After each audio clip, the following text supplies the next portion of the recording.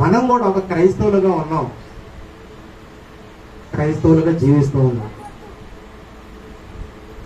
యేసుక్రీస్తు వారి తండ్రికి ఎంత పరిశుద్ధంగా, ఎంత క్వాలిటీగా బ్రతికి తన ఆత్మను అప్పగించాడు, మనల్ని కూడా అలాగే బ్రతికి మనం చనిపోయే స్టేజ్లో మన ఆత్మను అలాగ అప్పచెప్పాలని చెబుతున్నాం.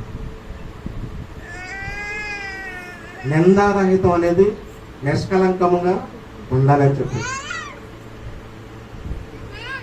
ఎటువంటి లోపాలు ఉండకూడదు, మనం చనిపోయేటప్పుడు ఎటువంటి లోపాలు ఉండకూడదు అని చెప్పాడు.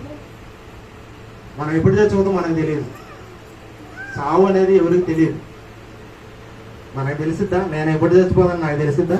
తెలియదు. అది తెలియదు కాబట్టి దానికోసం కనిపెట్టుకోవాలి, ఈ భూమి మీద పరిశుద్ధంగా బ్రతకమని చెప్పాడు. నిందారహితంగా, పరిశుద్ధంగా వాక్యం ఏదైతే చెప్పిందో దాన్ని ఫాలో అవ్వమన్నాడు. పరిశుద్ధుల సహవాసం చేయమన్నాడు, వాక్యాన్ని ధ్యానించమన్నాడు, ప్రతీది కూడా చేయమన్నాడు. అలా చేసినప్పుడు మన దోషారోపణ, మనం చనిపోయే